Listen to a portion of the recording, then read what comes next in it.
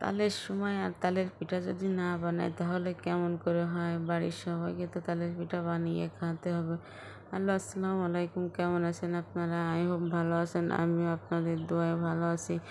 এখানে কিছু তাল ছিলে নিয়েছি, দেখেন। আগে কখনো তাল ছিনিনি, বাবার বাড়িতে কখনো বানাইনি কিংবা ছিনিনি। মেয়েদের জীবন এরকমই, সংসার করতে আসলে সবই করতে হয়, সবই শিখতে হয়।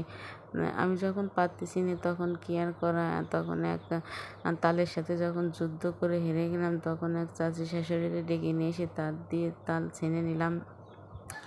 এখানে তিনি তাল ছেনে দিয়ে আমার বক্সে রেখে গেছিলো। এটা 2 দিনকের আগের ভিডিও। তাল ছেনার পরে আপনাদের ভাইয়া যখন ঢাকা থেকে আসলো তখন তাকে তালের পিঠা বানিয়ে খাওয়াবো বলে তালের পিঠা বানালাম। এখানে তালের বক্স থেকে তালগুলো বের করে নিলাম, নিয়ে আমি একটা বলে ঢাললাম এখানে। তারপরে কিছু নারকেল কুড়া দিয়ে দিলাম, এখানে বিস্কুট দিয়ে দিলাম, কলা দিয়ে দিলাম। কে কেমন তালের পিঠা বানান তা তো জানি না।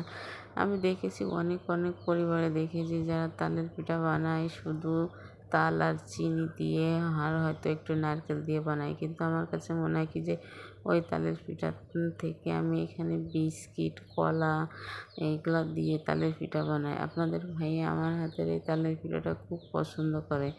এই জন্য এখানে ঢাকায় আমার এক ভাসুর আছে ডক্টর, তিনি সাভারে দাঁতের ডক্টর, তিনি ওইখানে ওনাকে নিয়ে দিতে হবে। এই জন্য আমাকে বলছে ভালো করে বানিয়ে দাও। তাই আমি সুন্দর করে তালের পিঠাটা বানানো। এখানে আমি সব কিছু দিয়ে দিয়েছি, দিয়ে একটু ভালো করে মিশিয়ে নিচ্ছি। মিশানোর পর আপনাদের ভাইয়া গুঁড়ো দিচ্ছে, ভিতরে গুঁড়োটা দিয়ে ভালো করে একটু মাখিয়ে নেব। এখানে এটা নরমও হবে না বা শক্ত হবে না। তালের পিঠার যে ডোটা, এই ডোটা মিডিয়াম থাকলে সব থেকে ভালো হয়, পারফেক্ট হয় সেই তালের পিঠাটা। এখানে নরমও না, শক্ত না। দেখেন, দেখতে দেখতে বুঝতে পারবেন যে আমি কেমন করে ডোটা বানালাম। এই দেখেন, এখানে নরমও না, শক্তও না। আর যখন আমি তেলের ভিতরে দিছি সেখান থেকেই তো বোঝা যাচ্ছে যে ডোটা কেমন হয়েছে।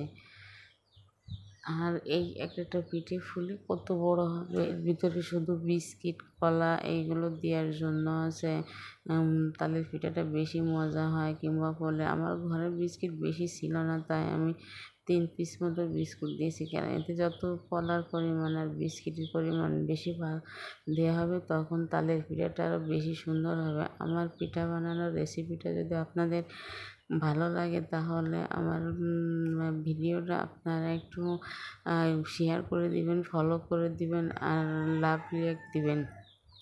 আপনাদের একটা ফলোয় আমরা অনেক এগিয়ে যেতে পারবো। কিংবা আছে দেখেন আমার পিঠাটা কত সুন্দর হয়েছে, কত ফুলে হয়েছে। আর এই পিঠাটা খেতে এত সুন্দর মজা হয়েছিল।